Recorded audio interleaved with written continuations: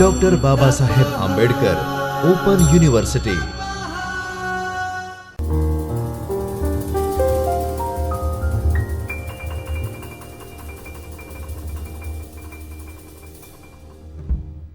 નમસ્કાર વિદ્યાર્થી મિત્રો, ડૉક્ટર બાબા સાહેબ આંબેડકર ઓપન યુનિવર્સિટીના ચૈતન્ય સ્ટુડિયોમાંથી હું કૃણાલ મિસ્ત્રી, આસિસ્ટન્ટ પ્રોફેસર ઓફ કોમર્સ, આપનું હાર્દિક સ્વાગત કરું છું.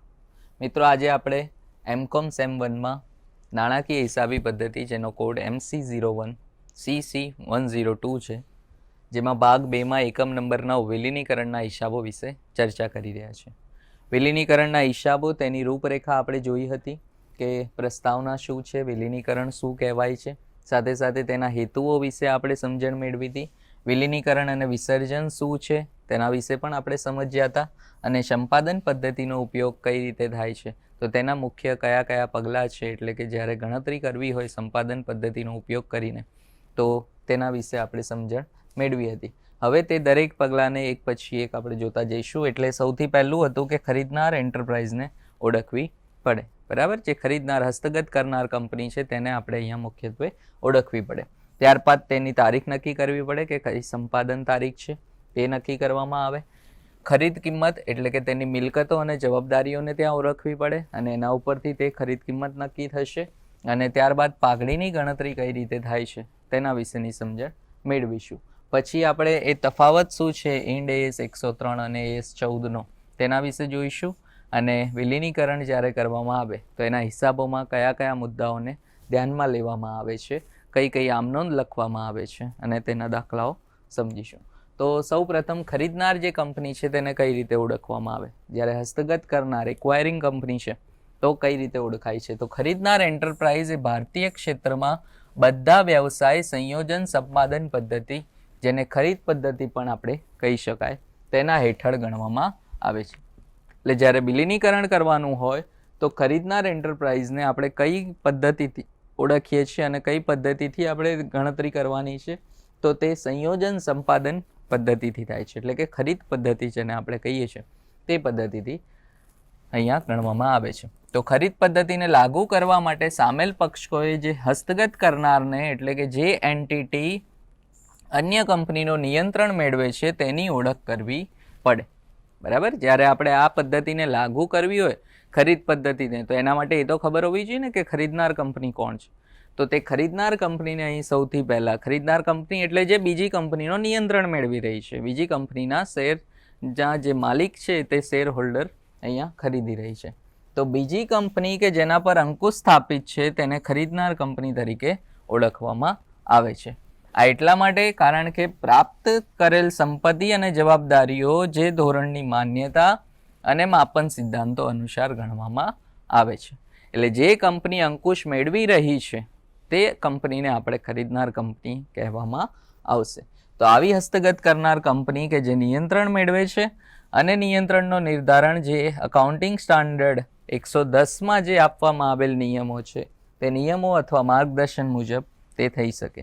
બરાબર, તો જે ભારતીય હિસાબી ધોરણ 110 છે તેમાં ભારતીય માર્ગદર્શિકા સ્પષ્ટ રીતે સંકેત આપતી નથી, પણ સંયુક્ત કંપનીમાંથી કઈ સંપાદક છે તેના વિશેની સમજણ ત્યાં આપણને મળે છે. પણ આપણે જોઈએ તો આવા કિસ્સાઓમાં જ્યારે ભારતીય હિસાબી ધોરણ 103નો આપણે જ્યારે ઉપયોગ કરીશું તો તે પ્રાપ્તકર્તાને ઓળખવા વિશે વધારાના માર્ગદર્શન પ્રદાન કરે છે. એટલે ભારતીય હિસાબી ધોરણ 110 અહીં ખાલી પૂરતું નથી, એના સાથે સાથે ભારતીય હિસાબી ધોરણ 103નો પણ ઉપયોગ કરવો પડશે કે જેનાથી તે સંપાદક અથવા ખરીદનાર કંપનીને ઓળખી શકે. તો ખરીદનાર કંપનીને જ્યારે ઓળખવી હોય તો એક તો ભારતીય હિસાબી ધોરણ 110 પ્રમાણે આપણે ગણતરી કરી શકીએ, જે કન્સોલિડેટેડ નાણાકીય પત્રકો, બરાબર, કે જે એકીકરણ અથવા તો જે વિલીનીકરણ છે તેના નાણાકીય પત્રકો કઈ રીતે તૈયાર થાય છે તેના વિશેની સમજણ આપે છે. તો કોઈ રોકાણકાર જ્યારે રોકાણકારનું નિયંત્રણ કરે તો રોકાણકાર પાસેથી નીચેની બાબતો આપણે અહીંયા સમાવવી પડે. તો કઈ કઈ બાબતો હોય? એક તો રોકાણકાર ઉપર સત્તા તે મેળવી શકે, બરાબર. બીજું, એક્સપોઝર અથવા તો જે અધિકારો છે રોકાણકારો સાથેની તેની સમાવેશમાંથી અહીં બદલતા વળતર માટે અહીં ઉપયોગ થઈ શકે. સાથે સાથે રોકાણકારોના જે વળતરની માત્રાને છે અસર કરવા માટે એ રોકાણકાર પર તેની શક્તિનો ઉપયોગ કરવાની ક્ષમતા પણ મેળવી શકે. બરાબર. તો આ બધા જે ભારતીય હિસાબી ધોરણ 110 છે તેની અંદર આ બધી બાબતો બતાવેલી છે કે રોકાણકાર કઈ કઈ બાબતો મેળવી શકશે, કઈ કઈ બાબતો પર અંકુશ લાવી શકશે.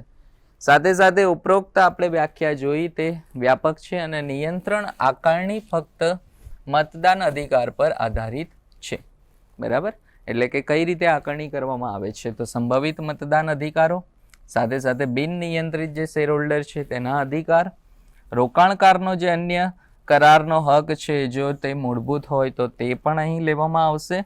એટલે કે કન્સોલિડેટેડ નાણાકીય પત્રકોના જે પ્રકરણ છે તેમાં નિયંત્રણ આકારણીની વિગતવાર ચર્ચા કરવામાં આવેલી છે. બરાબર. ભારતીય હિસાબી ધોરણ 110માં તો છે જ, પણ સાથે સાથે જે કન્સોલિડેટેડ નાણાકીય પત્રકોનું ચેપ્ટર છે તેમાં પણ આની વિશિષ્ટ ચર્ચા કરવામાં આવેલી છે. કારણ કે અહીં આપણે એટલો આનો યુઝ કરવાના નથી. ભારતીય હિસાબી ધોરણ 103 પ્રમાણે આપણે જવાના છે, પણ 110માં તેની વિગતવાર ચર્ચા આપેલી છે. એટલા માટે અહીં ખાલી એના મુદ્દાઓને જ આપણે ધ્યાનમાં લીધા. બીજું જે સ્ટેપ હતું તે હતું સંપાદન તારીખ કઈ રીતે નક્કી કરવી. કારણ કે અહીં આપણે ક્યાંય ખરીદનાર કંપની જે છે તે ખરીદનાર કંપનીને આપણે ઓળખવાની જરૂર નહીં પડે. કારણ કે જ્યારે દાખલો આપણે રકમ વાંચીએ ત્યાં જ ખબર પડી જાય કે એ કંપનીએ બી કંપનીને ખરીદી અથવા તો તેને નિયંત્રણ મેળવી રહી છે, તો એ કંપની ખરીદનાર કંપની થઈ જશે. પણ આ તો રકમ જ્યારે આપણા જોડે સ્પષ્ટ હોય ત્યારે. બરાબર. પણ રકમ ના હોય તો ખરીદનાર કંપનીને કઈ રીતે ઓળખી શકાય તેના વિશેની આપણે ચર્ચા કરી. બીજું, સંપાદન તારીખ નક્કી કરવી પડે કે કઈ તારીખે તે વિલીનીકરણ થયું છે, એટલે કે તે સંપાદન થઈ રહ્યું છે. તો હસ્તગત કરનાર સંપાદનની તારીખને ઓળખશે. બરાબર. જે હસ્તગત કરનાર ખરીદનાર કંપની છે તે ખરીદનાર કંપની, તો આ એ તારીખ છે કે જેના પર તે પ્રાપ્તકર્તાનું નિયંત્રણ મેળવે છે. એટલે કે વેચનાર કંપનીનું નિયંત્રણ મેળવવાની તારીખ સામાન્ય રીતે તે તારીખ હોય છે કે જેના ઉપર હસ્તાંતરણ કરનાર કાયદેસર રીતે વિચારણા સ્થાનાંતરિત કરે છે. બરાબર. બંને વચ્ચે જ્યારે એગ્રીમેન્ટ થાય અને એ એગ્રીમેન્ટ ઉપર જ્યારે સહી કરવામાં આવે, બંને કંપની જ્યારે એક સાથે ત્યાં વિચારણા કરી અને પોતાની જે મિલકતો છે, સંપત્તિ છે, તે બીજી કંપનીને એટલે ખરીદનાર કંપનીને જ્યારે સ્થાનાંતર કરે, બરાબર, એનામાં રૂપાંતર કરે, તો એ તારીખને આપણે મુખ્યત્વે સંપાદન તારીખ કહેવામાં આવે છે. બરાબર. એટલે ખાલી વાતચીત ચાલતી હોય તો એવું ના સમજાય કે ખરીદી લીધી. ખરીદ કિંમત ચૂકવી એ પણ ખરીદ તારીખ નથી. પણ જ્યારે વેચનાર કંપનીએ પોતાના સહી કરીને આપે કે હવેથી મારી જેટલી પણ મિલકતો અને જવાબદારીઓ છે તે હું આ કંપનીને સ્થાનાંતર કરું છું, તો એ તારીખને આપણે સંપાદન તારીખ કહી શકાય. બરાબર. તો એટલે સંપત્તિ પ્રાપ્ત કરવાની જે તારીખ છે, એટલે સંપત્તિ પ્રાપ્ત કરે સાથે સાથે પ્રાપ્ત કરતા બંધ થવાની તારીખની જવાબદારી સ્વીકારે કે તે કઈ તારીખે પોતાની કંપનીનું વિસર્જન કરશે. બરાબર. જો કે સંપાદન તારીખ એટલે ખરીદનાર તારીખે નિયંત્રણ મેળવી શકે છે જે અંતિમ તારીખ કરતાં પહેલા અથવા પછીની હોઈ શકે. બરાબર. વિસર્જનની તારીખ અને સંપાદન તારીખ એક હોય ના હોય એનાથી કોઈ મતલબ નથી, પણ સંપાદન તારીખ એ જે દિવસે નિયંત્રણ મેળવે છે તે તારીખ થઈ, એટલે ત્યારે તે નિયંત્રણ મેળવી શકે. હા, વિસર્જન કદાચ પછી થયું અથવા પહેલાં થયું તો એનાથી કોઈ મતલબ નથી, પણ ખરીદનાર કંપનીએ મુખ્ય જે સંપાદન તારીખ છે તે અહીં ધ્યાનમાં લેવાની હોય છે. ખરીદ કિંમત કઈ રીતે નક્કી થાય છે? તો જ્યારે પણ આપણે વિલીનીકરણનો દાખલો સોલ્વ કરતા હોય તો એ વખતે ખરીદ કિંમતને નક્કી કરવી ખૂબ જરૂરી છે. તો વિલીનીકરણમાં જે ખરીદ કિંમત આપવામાં આવશે તે યોગ્ય કિંમત, જેને ફેર વેલ્યુ છે, તે ગણવામાં આવશે.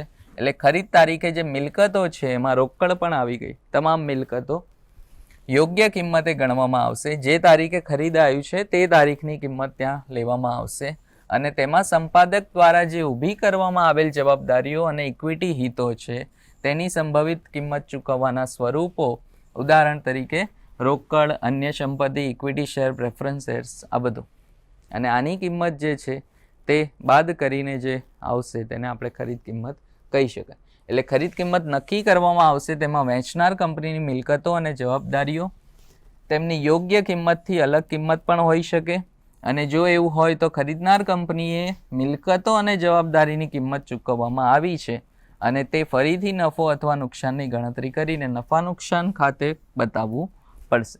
બરાબર, કારણ કે ઘણી વખત એવું પણ હોય કે જ્યારે ખરીદનાર કંપની છે તે વેચનાર કંપનીની મિલકતો અને જવાબદારીઓ લે તો એ જે કિંમત બતાવેલી છે નફા નુકસાન કે પાકા સરવૈયામાં તે કિંમત કરતાં અલગ કિંમત તેને ચૂકવી હોય.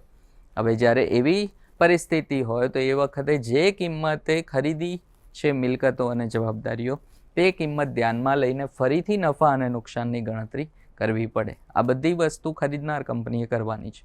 બરાબર, અને આનો અર્થ એ છે કે હસ્તાંતરણકર્તાએ વ્યવસાયિક જોડાણની ગોઠવણીના ભાગરૂપે કોઈ જમીન સંપાદનના માલિકોને સ્થાનાંતરિત કરી દીધી છે અને તો તે જમીનની કિંમતની ગણતરીમાં યોગ્ય વ્યાજબી મૂલ્ય નક્કી કરવામાં આવશે.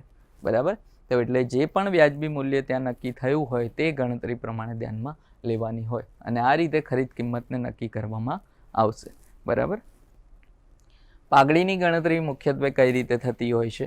તો જ્યારે ખરીદનાર પાઘડીની ગણતરી સંપાદનની તારીખે નક્કી કરશે તે માટે A - B, એમાં શું આવશે અને બીમાં શું આવશે તે સમજીશું. પણ આ બંનેનો જે તફાવત છે એટલે કે એનો જે વધારો છે બી ઉપર તે ગણવામાં આવશે અને તેને આપણે પાઘડી તરીકે ઓળખીશું. તો એમાં શું આવશે? એ એટલે સંપાદન તારીખે જે યોગ્ય કિંમતે ખરીદ કિંમત આપવામાં આવી હોય તે. બરાબર, ધારો કે કુલ જે મિલકત છે એ મિલકતની કિંમત જે એ કંપનીએ ખરીદી છે બી કંપનીની મિલકત તે 10 લાખ રૂપિયા છે. સામે જવાબદારીઓ જે છે એ 3 લાખ રૂપિયા છે. તો આપણે કહી શકીએ કે 10 લાખમાંથી 3 લાખ બાદ થઈ એટલે 7 લાખ રૂપિયા તે તેની ખરીદ કિંમત થઈ. તો એક તો ખરીદ કિંમતને અહીં સંપાદન તારીખે જે ખરીદ કિંમત ચૂકવવામાં આવી છે તેને ધ્યાનમાં લેવામાં આવશે. બીજું, બિન નિયંત્રણ હિતની જે રકમ છે એ ભારતીય હિસાબી ધોરણ પ્રમાણે ગણવામાં આવશે અને એ ગણેલી હોય તે એમાં આપણે લઈશું. અને વિલીનીકરણ તબક્કાઓમાં જે કરવામાં આવ્યું હોય તો તે ખરીદનારની પાસેના ઇક્વિટી હિતનું પ્રાપ્તિ તારીખે યોગ્ય મૂલ્ય.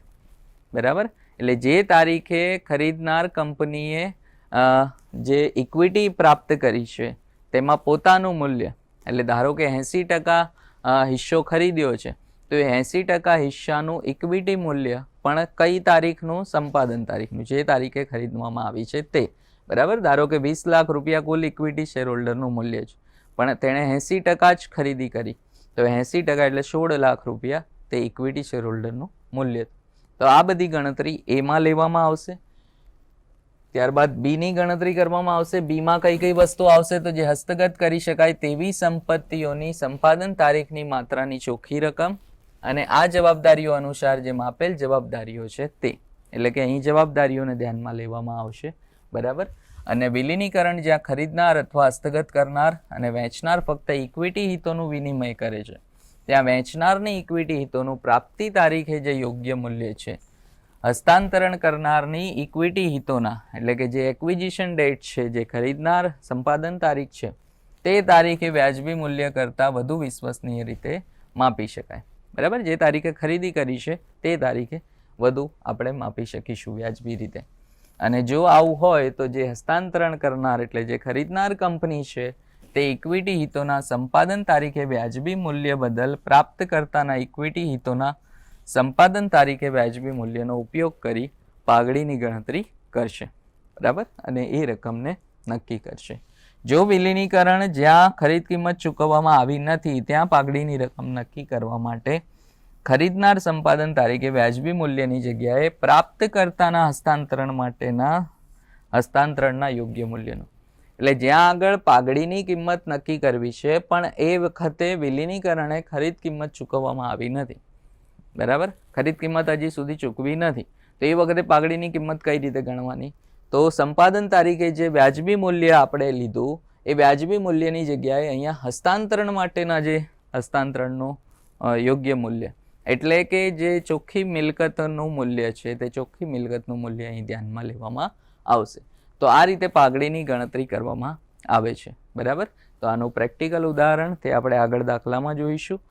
તો આજે આપણે જે સંપાદન પદ્ધતિ છે એટલે કે જે ખરીદનાર કંપનીના ચોપડે જે ખરીદ પદ્ધતિનો ઉપયોગ કરવામાં આવે છે તો એ ખરીદ પદ્ધતિ માટેના જે પગલાં હતા કે ખરીદનાર કંપનીને ઓળખવી, સાથે સાથે જે ખરીદ તારીખ છે એટલે સંપાદન તારીખને ઓળખવી, ત્યારબાદ ખરીદ કિંમત કઈ રીતે નક્કી થાય છે અને પાઘડીની કિંમત કઈ રીતે નક્કી થાય છે તેના વિશેની ચર્ચાઓ કરી. હવે નેક્સ્ટ લેક્ચરમાં આપણે તેના થોડા પ્રેક્ટિકલ જોઈશું. ધન્યવાદ. स्वाध्यायः परमः